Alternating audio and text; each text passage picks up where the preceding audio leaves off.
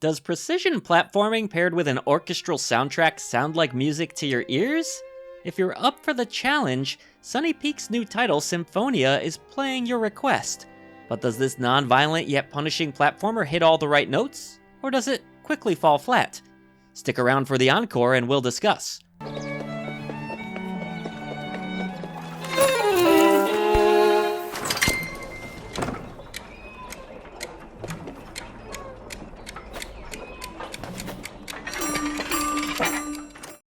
Before we get into it, a brief intermission, during which I suggest that you like and subscribe so you don't miss the review of your next favorite indie game. While you're at it, kindly check out the snack bar over at patreon.com/idreamofindiegames, where light refreshments of indie gaming goodness are being served. Your new indie gaming community is waiting for you.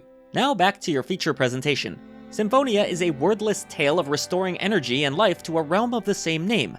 Long ago, the 4 original founders of the orchestra kept the world alive with their music.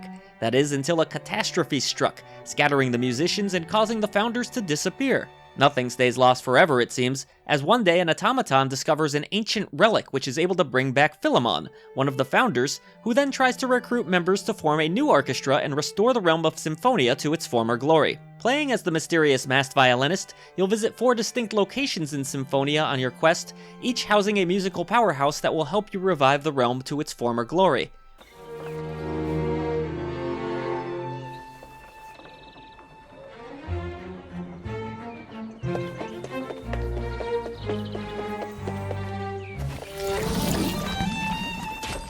Following some brief cutscenes that set up the story, you're launched into an introductory area that teaches you the basics of the game's mechanics. Smooth, responsive controls that are easy to understand but challenging to master are essential to an effective precision platformer, and I'd say Symphonia is mostly successful in this arena. Our masked hero does have a basic jump on his own, but once wielding the violin, they can use the bow to pogo higher in the air, cling to softer surfaces, and catapult themselves in a chosen direction.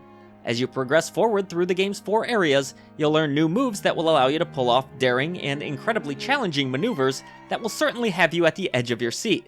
From grappling to defying gravity, Symphonia will constantly, and sometimes quite literally, turn the world on its head in the pursuit of keeping things fresh. That's not all your violin can do, though. Playing songs with the violin helps you discover collectibles, open new passageways, and even fast travel to locations. Just when you think you've seen all that Symphonia has to offer, it will present you something new, which is crucial to keeping the player engaged. While this isn't what I'd call a particularly long game, coming in around 6 hours for a standard playthrough, there are certainly reasons to come back for more. From the hidden notes to collectible coins, memory relics, and beyond, there is certainly more than meets the eye at each location.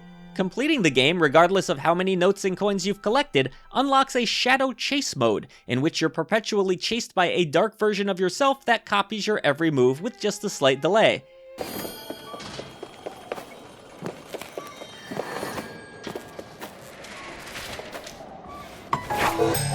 Hesitate anywhere for a second too long, and you'll find yourself caught by the shadow and restarting at your last checkpoint. It might not sound like much, but it dramatically increases the sense of urgency in a game that already feels pretty fast-paced and frantic. Fast-paced and frantic, not so much your thing, but you like pretty graphics and music? Well, there is a double jump feature you can discover and toggle on in the options that will temper the difficulty of some of the maneuvers. You can also decrease the speed of the game and toggle some of the other mechanics on and off. I do think that Symphonia will lose a little of its magic by adjusting some of these options, but I do appreciate options being available so a wider group of players can enjoy the game.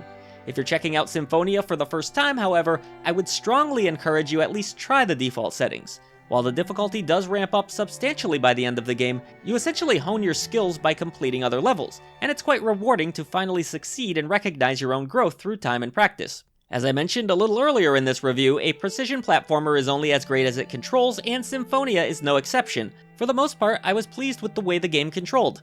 You'll seamlessly jump and stick yourself into a cushion on a revolving block, only to set up a quick catapult towards your intended goal in what feels like a few seconds. There is also a momentum aspect to the movement, where you can build speed and force by seamlessly transitioning from one pogo to the next. However, despite its many successes, there were a few sticking points, and I don't mean the pincushions. They got my blood boiling quite a bit, particularly towards the end of the game. Sometimes it felt like the sticking mechanic didn't quite work as intended, and other times it felt like sections went on just a bit too long between checkpoints. Getting through one harrowing gauntlet of obstacles only to immediately begin another without a breath between them is a quick way to raise my stress levels, but I did get through it in the end, so I'm confident you can too. Frustrations aside, Symphonia is a game that runs mostly flawlessly and looks positively ravishing in the process. I did encounter one bug in which I was stuck playing an eternal song on my violin, only remedied by a hard reset of the game.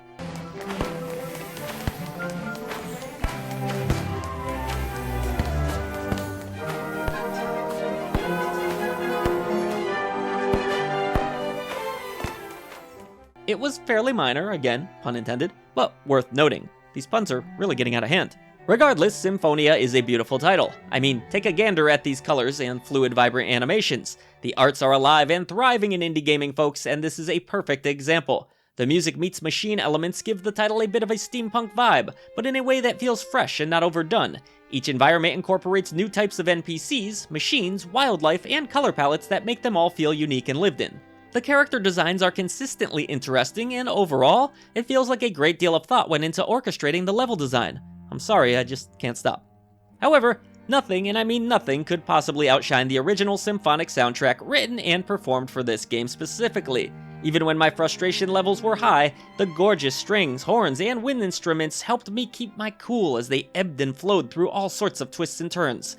A lot of games attempt to use orchestra-inspired tracks, but this game really captures the magic of that musical style and makes it the focal point instead of a feature, which is really beautiful.